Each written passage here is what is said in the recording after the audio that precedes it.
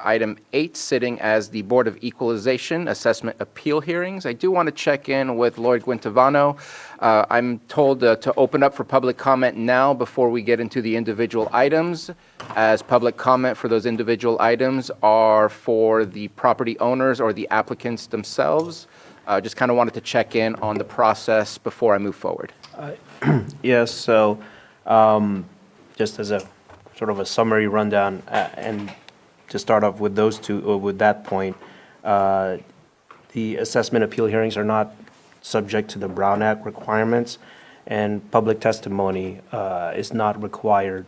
Any testimony should be taken under oath, and that's why it's limited to the applicant or the appellant and any other witnesses that the appellant may or may not have, the department as well. If testimony is taken, the burden of proof is based on a preponderance of evidence. I'm not sure, just based on the items, if this will be covered as far as the categories, but just to cover all our bases here.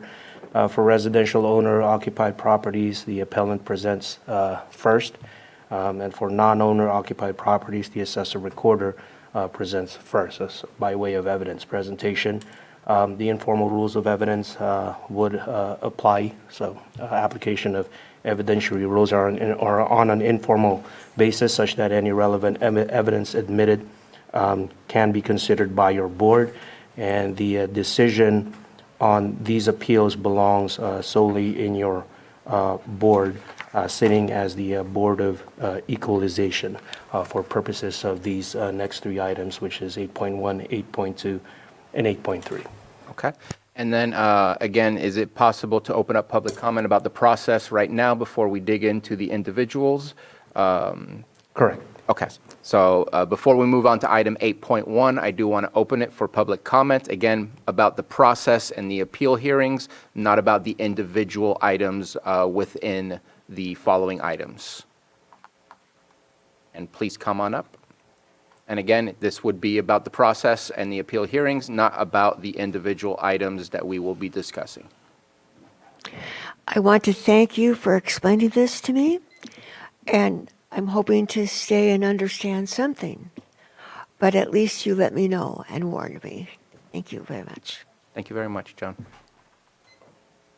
And I do not see a hand in Zoom at the moment. Okay, so we'll go ahead and close. Okay, I'm going to close public comment, and Supervisor Green? Yeah, I just want to make a quick comment on the process. There were no staff reports submitted with these items. It's not a self-explanatory process. I thank County Counsel for his brief explanation of how these hearings are going to be conducted or not conducted. But in fairness to this board and in fairness to the public, having some type of staff report attached to these items, I think, would be helpful in the future. And that's just me speaking my opinion right now. I'm not looking for consensus. Thank you. Thank you very much. Okay.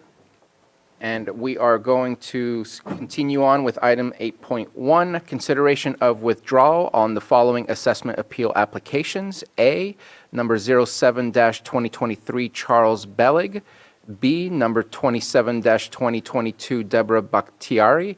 C, number 28-2022 through 71-2022 Geysers. And D, number 01-2023 through 04-2023 Ori Wheeler.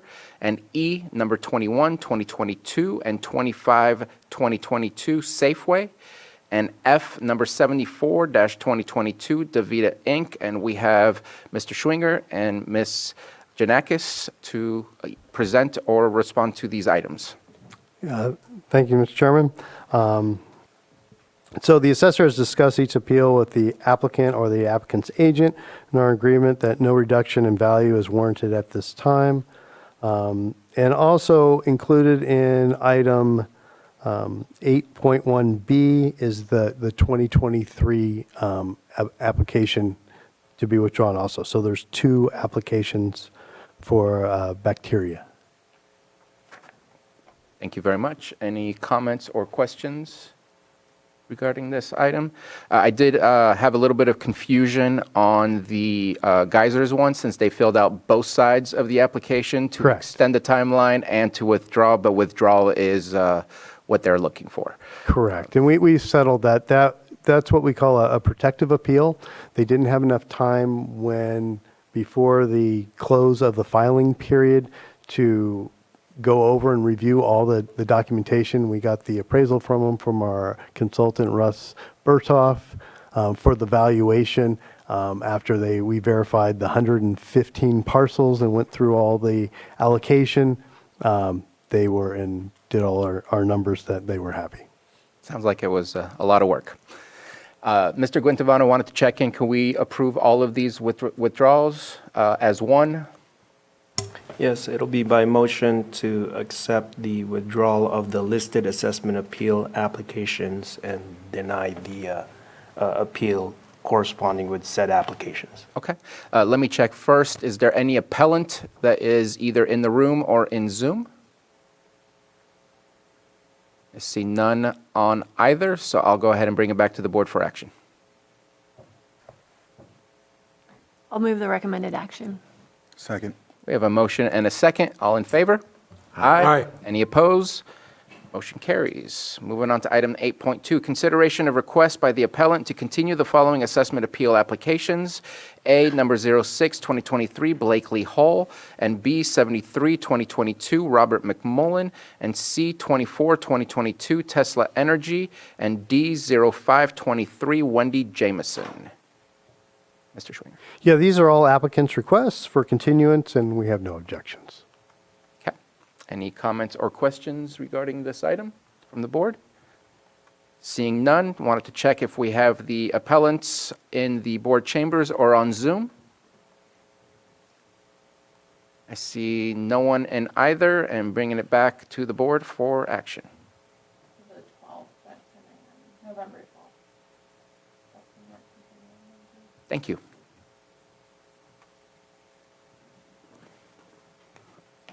Okay. Is there a time? 10 a.m., November 12th.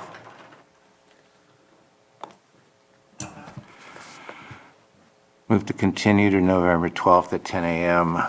The assessment appeal application 06-2023 Blakely Hall, 73-2022 Robert McMullen, and 24-2022 Tesla Energy, and 05-2023 Wendy Jameson. Second. We have a motion and a second. All in favor? Aye. Any opposed? Motion carries. Consideration of stipulation for assessment appeal number 22-2022 and 23-2022, Robert Coates. Mr. Schwinger. Okay, so the assessor valued the subject property and adjacent parcel as of the date of death for a family transfer with no sales price. The subject was valued by means of a desk appraisal and considered an average condition at the time of transfer. The applicant filed an assessment appeal with a probate referee appraisal and a list of problems and deferred maintenance issues for the two parcels in this assessment. The assessment appeal stipulation before you is the probate referee's appraisal with the basic cost to cure a portion of the issues to make the property sound and livable. So we were on the middle of the road. It was on the lower end based on the condition, but we were in the mass appraisal before we closed the roll, getting all the non-value ones where we just had a transfer to get on the property tax roll. So once you file an assessment appeal, it kind of locks it, so we don't make an adjustment till it comes before the board. Thank you very much. Any questions or comments? Is there any of the appellants in Zoom or in the board chamber? All right, bringing it back to the board for action. Form of the motion.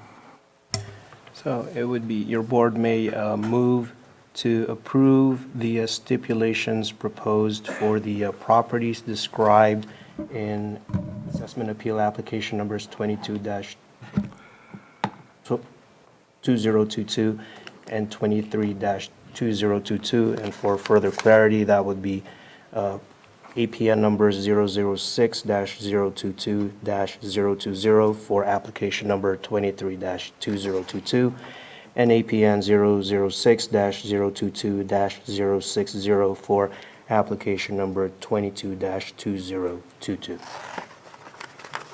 Again, would love to see that recommended action in a staff report, so we don't have to do it on the fly. So moved. Second. Motion and a second. All in favor? Aye. Any opposed? Motion carries. That concludes the portion of the Board of Equalization, so thank you very much. Thank you. And we'll see you November 12th at 10 a.m.